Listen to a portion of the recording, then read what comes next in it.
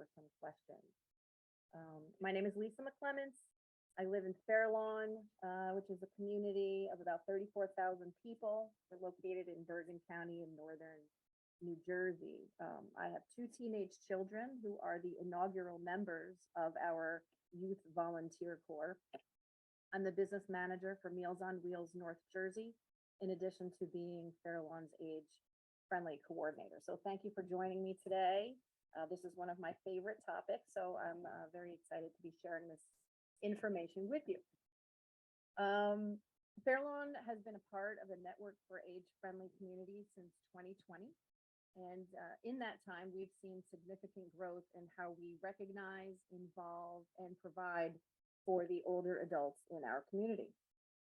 I'd like to open today with a few photos of our Memorial Day parades, one from 2021 and one from 2022. You'll notice the obvious difference between the 2 years, but I want to bring special attention to the actual number of students that these pictures represent. In just 1 year's time, our program tripled in size, which is an amazing feat that we are very, very proud of. I will be speaking with you today about how we went about making this happen for our community and how you can take steps to perhaps make it happen in yours as well. When I first came into the role of the age-friendly coordinator for Fairlawn, we conducted a community survey with over 400 residents, 55 and over, taking part to gauge how much our older adults knew about the resources that were already available to them. We wanted to know what they knew we had to offer. From that survey, we also learned, and to no surprise, as many of you.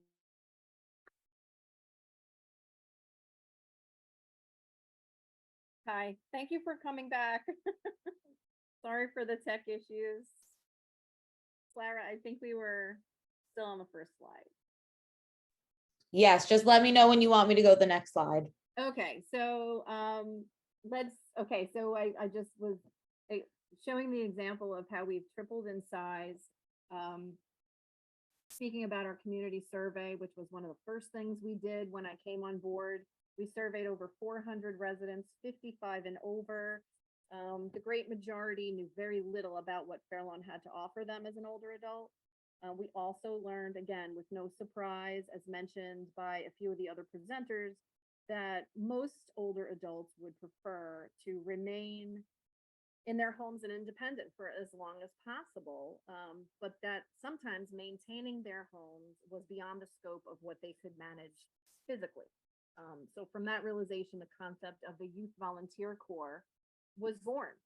Armed with that information, I started asking the question, what can we provide older adults, or how can we provide older adults with the basic assistance they need to age in place while building community awareness about those needs? We can go to the next slide. So thinking long-term as part of a larger age-friendly community initiative, we needed to consider sustainability in our program. What better way to build awareness and sustainability than to teach students by way of immersive experiences? I'd like to refer to a quote by Ben Franklin that I love, because it best represents our mission. Tell me and I forget, teach me and I may remember, involve me and I will learn. So that's exactly what we're trying to do here. Building an awareness about the needs of our older adults starts with educating our youth. Very simple. Creating an intergenerational program within your community to provide services to older adults not only promotes partnerships between the generations, but it changes the mindset for both. It puts the concept of age-friendly top of mind. Now you must maintain two different objectives, two main objectives you really need to accomplish to make this work. First, you must create a pathway that's easily accessible for students. Second, you need to provide opportunities that expose them to the needs of our older adults and their communities in general. With the understanding that each community has its own unique nuances, this simple formula can be adapted when beginning to work through an outline for building student engagement. Next slide, please. So it's very simple. Pathway plus opportunity equals volunteering. POV. And for those of you not so up to date on your Snapchat or your TikTok lingo, POV still stands for point of view. I love acronyms, and I love this one because it's a great visual representation of our goal to create an age-friendly mindset through the community, especially with our youth. The truth of the matter is that students who volunteer will begin to see their communities differently. Their point of view will change to include considerations of their older adult neighbors and friends. We've seen it happen. We just need to approach it the right way. I'll give an example. Some of our teen volunteers deliver hot meals once a week to some seniors in our senior living complex here in town. There's one resident in particular that was a crowd favorite among our volunteers, an Italian grandma type who loved to cook. So she would never actually accept the meals that we were bringing her. She would instead much rather cook for the kids that came to the building. Some of the boys, our volunteer teams, got to know her very well, and they would be excited to see her every week. And they were very sad when our program ended and they knew that they wouldn't, be coming to the building anymore. The attachment did come as a surprise to them, and they were not expecting to have made a friend in a senior, in a very unlikely person.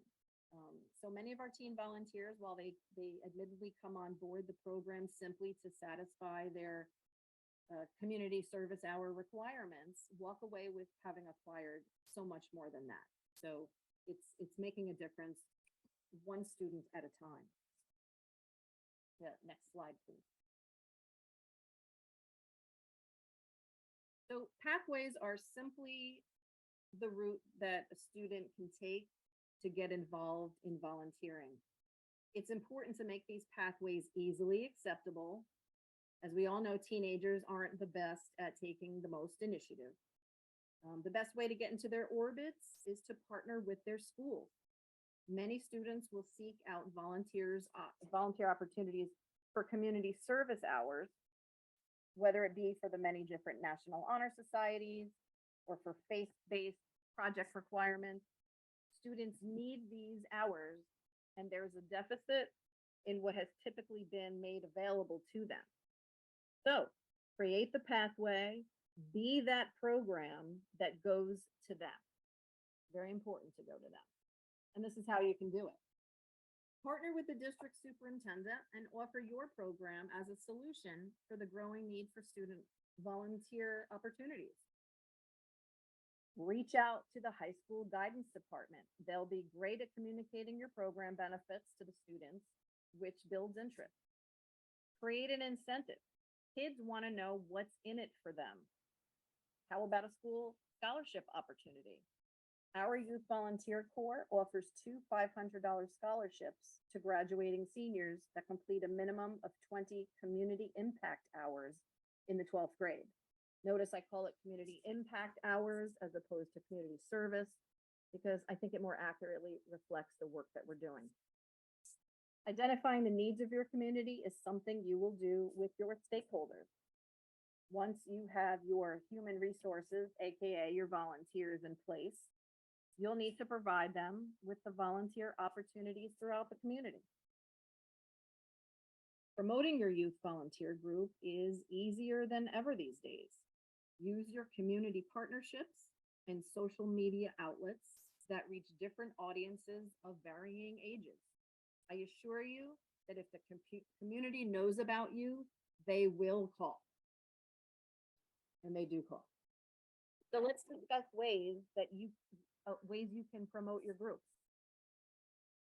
Does your town have a constant contact? Do they do a mass email blast? Does your senior center have an electronic or a paper newsletter that goes out? Does your community have a local TV station, a TV channel that you can advertise on? Those are great ways to reach seniors, especially the local TV channels. They've been very, very successful for us. Does the school district have a communication platform? Most all schools have digital flyers that go out these days. Ask them to include yours. School and parent social media pages. PTA pages are a great way to reach out to your target student parents who are likely looking for ideas to get their kids out of the house and involved in something, making their participation in this program a win-win. Designate a teen leader, a responsible, focused student you may already have on board.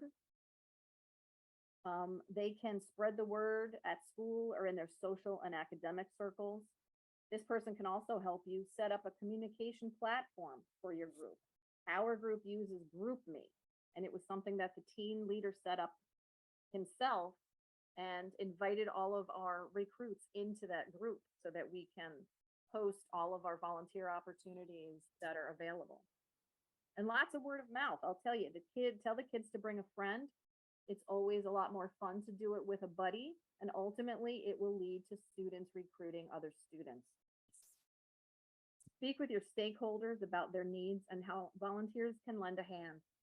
While the majority of our focus is on our older adults and their needs, it's also about building and learning within the whole community. I think there's one more slide. Great, thank you. So opportunities can really run the gamut. It's going to be dictated by the needs of your individual community, but they can include a host of different tasks that benefit many different groups. So you can, towards the bottom of this slide here, helping at the community food pantry, delivering meals. The biggest need of all, I bolded it out. This is what really was the catalyst for starting our program, was snow shoveling, leaf raking, weeding. These are physical things that seniors are very intimidated by. They're not physically able to do it anymore. They may not have the funds to pay for it to be done professionally. This is the number one thing that'll get called into the mayor's office every season. These are the things that your teen volunteers would be fantastic at giving back. Providing tech training. So many of the other presentations today have involved training our seniors and providing that training for them. This is huge. Hosting a senior prom. We did this last May. We partnered with the high school. We used their decorations from the junior prom, and we had over 80 individuals in attendance, and it provides a great opportunity for socialization and physical activity, and it's just a phenomenal community event. Have them reach out to support your Veterans Affairs departments. Those banners that are so popular in our towns these days that hang up in celebration of Memorial Day, and they hang throughout the months. The teens, we had them cleaning them, bringing them out of storage and preparing them. This is a big help to our Veterans Affairs department. Have them help out at community events. If you see the picture here on the slide, these teens were manning our resource table. We set up at our summer concerts.